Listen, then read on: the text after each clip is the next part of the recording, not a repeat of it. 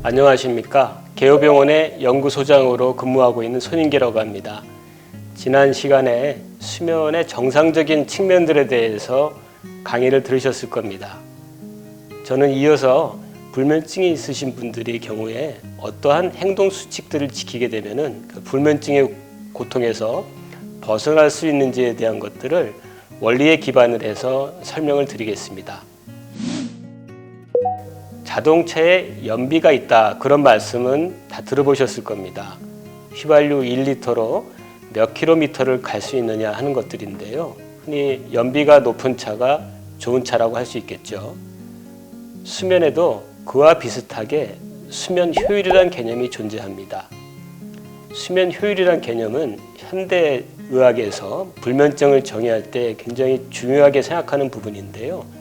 왜냐하면은 실제로 사람마다 체질이 다르고 체격이 다른 것처럼 잠을 잘 자는 사람, 길게 자는 사람, 짧게 자는 사람 다양합니다.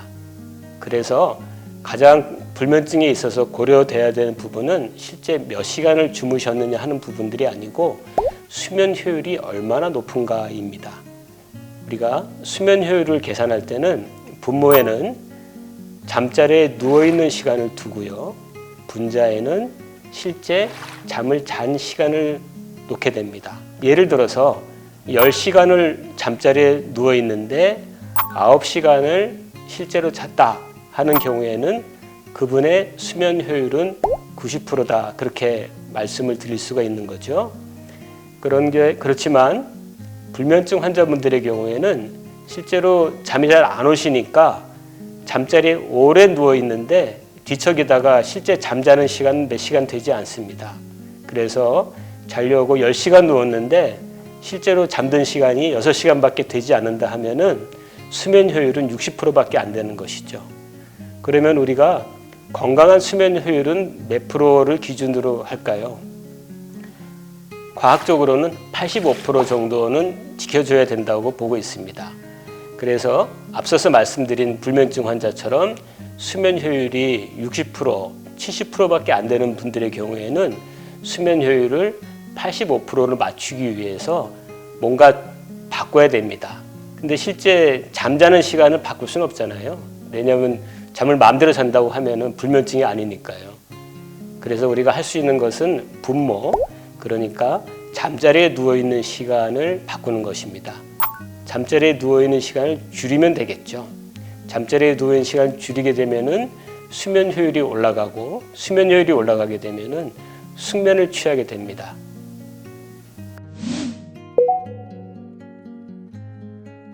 그래서 불면증이 있으면은 잠을 자지 말라. 아주 말장난처럼 보이는 말이지만 실제로 수면 효율을 높이기 위해서 잠자리에 누워있는 시간을 줄여서 수면 효율을 85% 이상으로 높이게 되면은 그날 밤은 아주 푹 주무시는 그런 경험을 하시게 될 겁니다. 그렇다고 해서 분모를 무한정 줄일 수는 없죠. 그래서 최소한 지켜야 되는 시간은 5시간 이상은 지켜야 된다는 것은 꼭 기억하셔야 됩니다. 그래서 이런 것들을 매일 스케줄을 잡아서 성실하게 수행을 하시게 되면은 의외로 잠을 잘 주무시는 경험을 하시게 될 겁니다. 여러분에게 잠자리는 어떤 것인가요?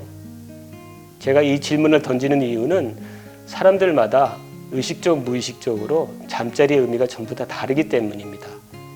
한번 생각을 해보겠습니다. 여러분들 그런 경험이 있으실 텐데요.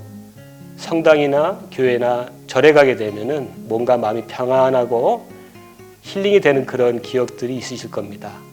우리가 그 해당 종교가 없다 하더라도 그곳에 가서 그런 느낌을 받는 이유는 우리의 뇌가 의식적으로, 무의식적으로 그런 장소들은 뭔가 회복의 장소다, 뭔가 편안함을 주는 장소라고 기억하고 있기 때문입니다.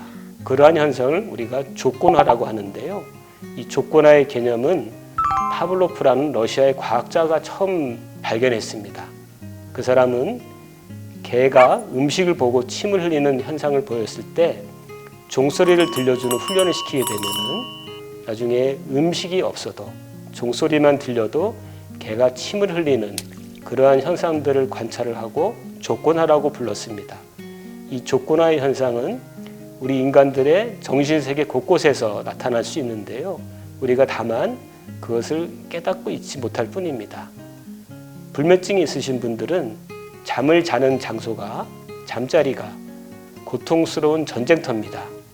왜냐하면 내일을 위해서 잠을 자야 되는데 잠이 오지 않으니까 억지로 자려고 하니까 괴로운 장소죠. 그런 경우에 우리의 뇌는 잠자리는 괴로운 곳, 전쟁터 이렇게 기억을 하게 됩니다. 전쟁터하고 괴로운 곳에서 편안한 잠을 잘 수 있는 사람은 아무도 없게 되는 것이죠. 그래서 불면증 있는 분들이 가장 먼저 할 것 중에 하나가 잠자리는 편안하고 쉬는 곳이라고 기억을 다시 만들어줘야 되는 것입니다. 그 기억을 다시 만들기 위해서 자극 조절이라는 것을 해야 됩니다. 자극 조절이라는 것은 여러 가지 자극들을 수면에 도움이 되도록 바꾸는 것을 말합니다. 첫 번째로 매일 자는 시간과 일어나는 시간을 일정하게 하는 것이 좋습니다. 불면증이 있으신 분들은 잠이 안 오거나 늦게 자거나 해서 다음날 모자란 잠을 보충하기 위해서 원래 일어나는 시간보다 늦게 일어나는 경우들이 있는데요. 이런 형태로 수면 습관이 바뀌게 되면 점점 더 나빠지게 돼 있습니다.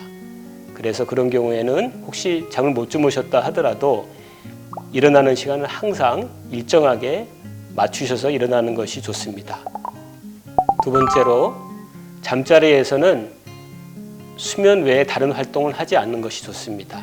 앞서서 말씀드렸던 것처럼 잠자리에서 텔레비전을 보거나 일을 하거나 걱정을 하게 되면은 우리의 뇌는 잠자리는 편안한 곳이 아닌 즐겁거나 뭔가 일을 해야 되는 곳으로 의식적 무의식적으로 기억을 하게 되고 잠을 자는데 방해가 됩니다. 그래서 항상 잠자리는 잠자는 용도로만 사용을 해야 합니다. 그리고 자려고 누웠지만 잠이 오지 않는 경우에는 일어나셔야 됩니다. 그래서 거실에 나가서 여러 가지 가벼운 활동들을 하시다가 졸릴 때 다시 잠자리로 돌아가셔서 주무시는 것이 좋고요.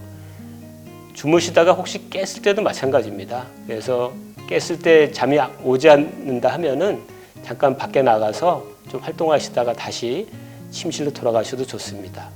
다음에 또 중요한 것이 낮잠을 자지 않는 것입니다.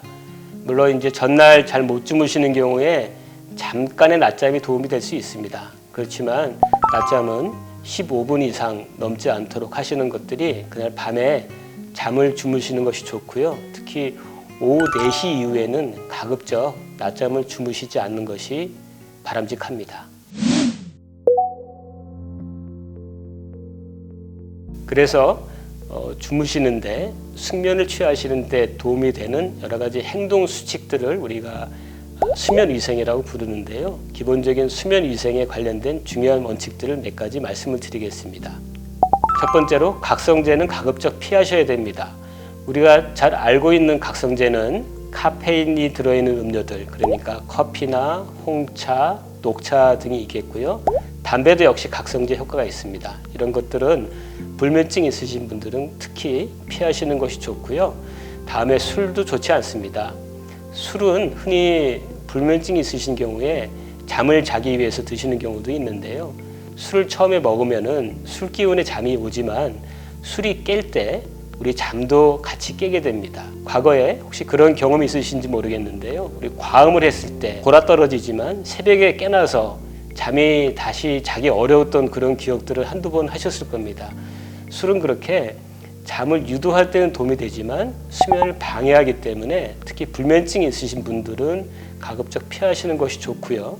또 술의 또 다른 문제는 반복적으로 섭취했을 때 알코올 중독의 문제가 생긴다는 것입니다. 그래서 불면증을 치료하려다가 알코올 중독의 문제가 나타나는 것들을 종종 보게 됩니다. 다음으로 체온 조절 역시 중요합니다.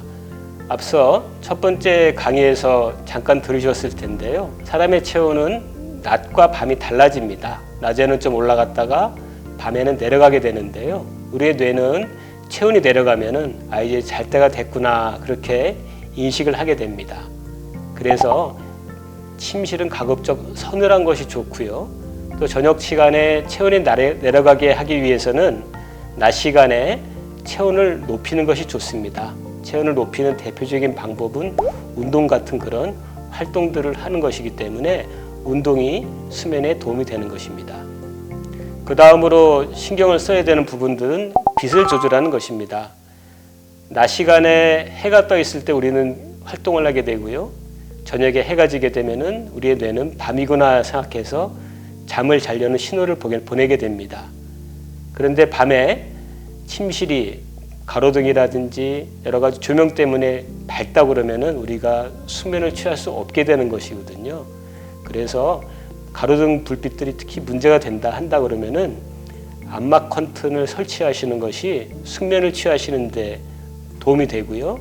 또 밤에 자기 위해서는 멜라토닌이라는 호르몬이 분비되는 것들이 중요한데 이 멜라토닌 호르몬은 낮 시간에 햇볕을 쬐었을 때 분비가 왕성하게 됩니다. 그래서 낮 시간에 특히 정오쯤 해서 햇볕을 잘 쪼여주시게 되면은 멜라토닌이 충분히 생성이 되고요.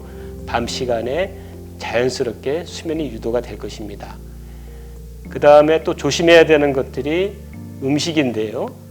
너무 배가 고프면은 사실 밤이 잠에 오질 않습니다. 그래서 뭔가 좀 먹는 게 도움이 되는데 약간의 탄수화물 정도는 좋지만 지방질이 많거나 고단백이거나 너무 많은 양의 음식을 섭취하시게 되면은 잠들기도 힘들 뿐더러 중간에 자꾸 깨나게 됩니다. 그래서 특히 치맥 같은 것들은 불면증 있으신 분들은 꼭 피해야 되는 음식이니까 조심하시는 것이 좋습니다. 이상으로 해서 불면증 있으신 분들이 잠을 자는 데 도움이 될 만한 여러 가지 행동 수칙들을 말씀을 드렸습니다. 잘 따라 하셔서 좋은 잠 이루시기를 바라겠습니다. 감사합니다.